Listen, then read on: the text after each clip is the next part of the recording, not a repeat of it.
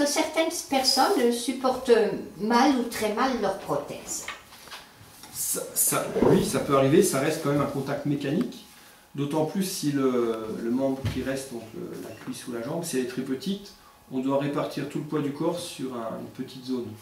Donc, alors, oui, elle peut être logique. osseuse, on peut avoir des péronées qui sortent. Donc, le péroné qu'on a sur un tibia, il ressort un petit peu. Dans la prothèse Tibiale, tibiale, la péronée. il ressort de la chair. Bah, c'est pas qu'il ressort, c'est que comme au niveau du muscle, le muscle s'en va un petit peu. Oui. Donc votre jambe elle va s'amaigrir un petit peu, mais les os sont toujours là, donc ils deviennent saillants. D'autant plus que pareil, l'amputation du tibia, des fois on a un petit temps, on appelle ça l'angle de Farabeuf, s'il n'est pas bien récepté. Le péroné qui est le petit os tout mince. Oui, puis la tête où il y a des passages nerveux et tout, ne sont pas très confortables. La tête du péroné, ici, là, tu filmes ici, là, voilà. Là, le péroné enfin voilà, donc, ici. il peut y avoir des soucis là-dessus. Donc oui. Si on a peu de surface, il faut répartir le poids sur peu de surface, donc c'est forcément des appuis. Et aujourd'hui, on est beaucoup aidé par les manchons. Oui, et puis aussi la personne diabétique qui s'infecte, qui a facilement des plaies infectées. Voilà. Alors ensuite, oui, alors on peut distinguer justement, comme vous l'aviez expliqué d'ailleurs, deux types d'amputés. Les amputations suite à un accident dans la jeunesse ou chez le jeune adulte, ou bien de naissance, alors sans amputation. Ça existe, une agénésie, voilà. Ou alors les personnes âgées.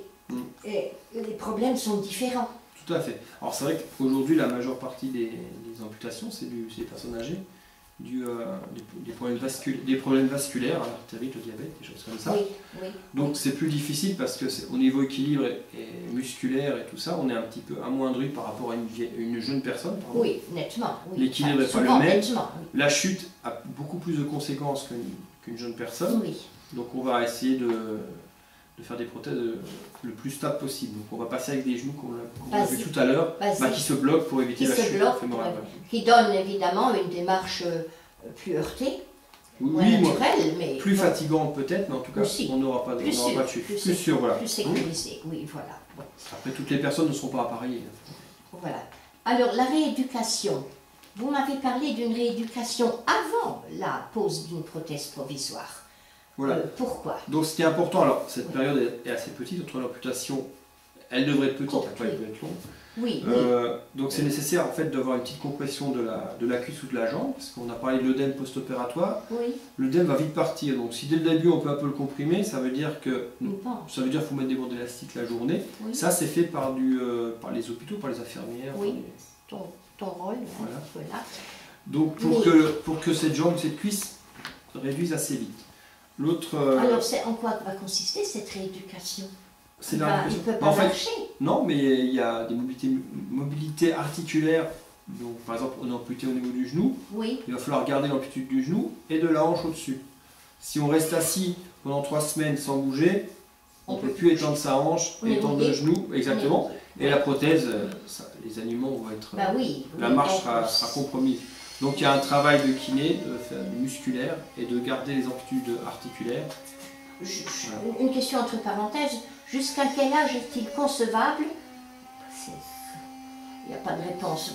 Jusqu'à quel âge est-il concevable d'avoir une prothèse? Par exemple, une personne de 90 ans, même en bonne forme, est-ce que les médecins vont admettre que la prothèse peut être utile?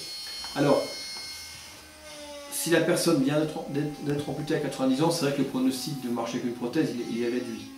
Ça dépend du dynamisme de la personne. On a parlé des gens qui avaient 90 ans en première intention. Parce que les gens qui ont renouvellent, il y en a plein qui ont 90 ans, ils savent s'en servir. Je n'ai pas compris. Vous voulez dire à renouveler, oui, voilà. c'est cela. Quelqu'un qui a 90 ans, soit il vient d'avoir son amputation, là c'est vrai que le pronostic est un peu difficile, mais c'est possible. Mais la prothèse ne sert pas qu'à déambuler, c'est-à-dire marcher tout seul. Elle sert pour les transferts. Une personne âgée, admettons, voilà, vous êtes en maison de retraite, vous avez 90 ans, vous êtes amputé d'une jambe. Si vous avez la prothèse, les personnes qui viennent vous aider pour faire le lit, pour vous lever, pour aller aux toilettes, si vous avez l'appui sur la prothèse, c'est plus facile que d'appuyer sur une jambe parce que la personne ne pourra pas se lever. Oui. Donc on appelle ça, ça va les aider au transfert. Ah voilà, le transfert de déplacement de la voilà, personne. Voilà, c'est-à-dire passer du lit au fauteuil, d'aller sur les toilettes, peut-être du fauteuil aux toilettes. Oui. Ça sera plus facile pour la tierce personne de manipuler la personne qui a une jambe en moins. Voilà. Ah oui, ben. Alors, c'est peut-être un peu bête comme question, mais je la pose quand même. Est-ce qu'il existe des mouvements qui sont plus difficiles à faire que d'autres avec une prothèse? Quels sont les mouvements les plus complexes? Alors, ce qui va être difficile, pareil, on trouve la personne âgée ou quoi. Peu importe l'âge, ramasser quelque chose par terre. Ah oui. Il faut imaginer que c'est difficile parce qu'on ne veut pas tomber. Je pensais pas. Si on a une prothèse fémorale, nous on plie les deux genoux. S'il plie les deux genoux, donc il ne pourra pas se relever sur une jambe, donc il ne le fera pas. Se relever quand on est par terre, il faut apprendre à le faire.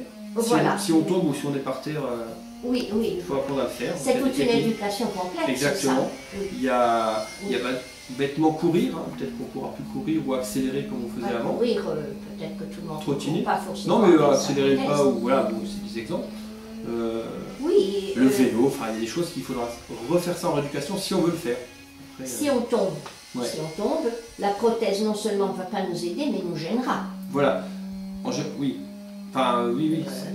Ça deviendra un poids mort encombrant alors. Que... elle ne vous servira pas à vous lever en tout cas. Après, vous n'avez qu'une seule jambe pour vous lever, donc il faut trouver d'autres méthodes. Les deux bras, à condition d'avoir. Voilà, ça dépend, il faut se rapprocher d'une porte, mais ça c'est expliqué en rééducation. Oui. Il faut ramper. Vous-même, vous êtes amené à l'expliquer aux gens alors, puisque vous êtes orthopédiste.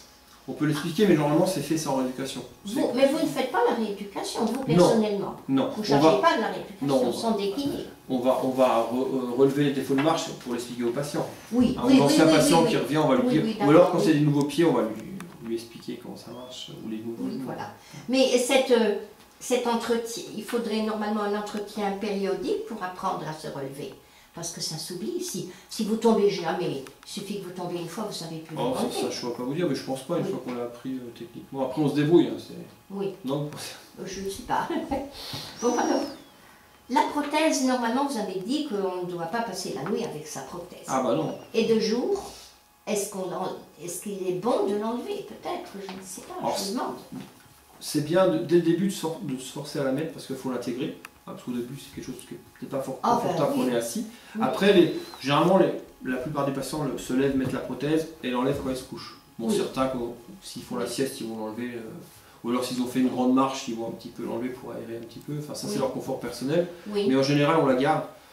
Parce que il faut être chez soi pour l'enlever. Si ça ne fait pas trop. Ah ben oui. C'est ça aussi. Il faut être chez soi. Ça fait pas. Ça gêne pas au point d'avoir envie de l'enlever parce que ça gêne, ça n'arrive pas. Ça n'arrive plus du moins.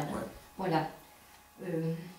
Alors normalement, elle dure combien avant que l'usure soit alors en fait, il n'y a pas trop. Alors, faut aussi différencier le côté administratif du côté pratique.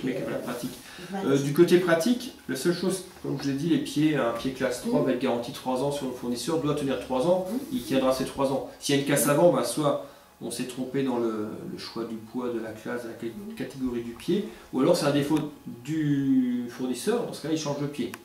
Bon, c'est un exemple, pareil pour les genoux. Maintenant, il est possible que, on va dire un exemple, dans l'année, l'emboîture fasse mal, le moignon est maigri et grossi, la personne pour prendre du poids peut maigrir, dans ce cas-là, ça fait partie des réparations. Donc s'il faut réparer parce que les volumes ont changé, le médecin, alors là le médecin traitant ou le spécialiste peut faire une ordonnance. Le patient a grossi, il a maigri, c'est pas sa faute, il va pas. S'il a grossi et qu'il ne marche pas, c'est servicieux. Donc ça, c'est des réparations. Donc, je ne vais pas exagérer, on peut faire autant de réparations qu'on veut, pas tous les mois, mais voilà. C'est pris en charge. C'est pris en charge, il faut le justifier, ça c'est une chose. Ah oui. Voilà. Après, pour le renouvellement complet de la prothèse, il y a, après bon, je ne suis plus au courant des derniers textes, mais il n'y a pas de texte qui dit une prothèse a duré 3 ans, 4 ans, 5 ans. En fait, aujourd'hui, ce qui fait la période minimale de renouvellement, c'est surtout l'exemple, on met un pied classe 3, c'est écrit dans les textes qui doit durer 3 ans. Donc si un médecin conseille, forcément, on renouvelle une prothèse avec un pied classe 3 qui a moins de 3 ans, il va dire c'est anticipé et il aura raison. Sauf si ça peut être justifié, je ne sais pas quelle raison. Voilà. Donc ça veut dire qu'une prothèse, avant de la renouveler, il faut au moins qu'elle ait 3 ans. Comme il y a 2 prothèses, on ne renouvelle pas en même temps, on en profite pour décaler un petit peu. Souvenez-vous, je vous ai dit qu'il y a toujours la Sécu entretient 2 prothèses, une prothèse de secours, une deuxième mise. Alors la personne, elle a de toute façon une prothèse en réserve. Toujours, parce que si le jeu facétique est cassé, s'il trouve que son jeu, des genoux, les genoux par exemple que vous avez vu l'électronique, ont besoin d'une révision annuelle, biannuelle. Oui. Voilà. Oui. Ah, une révision. Ouais. Parce que oui, on fait une petite parenthèse sur les délais. Ces prothèses, les genoux qu'on a vu tout à l'heure, qui sont...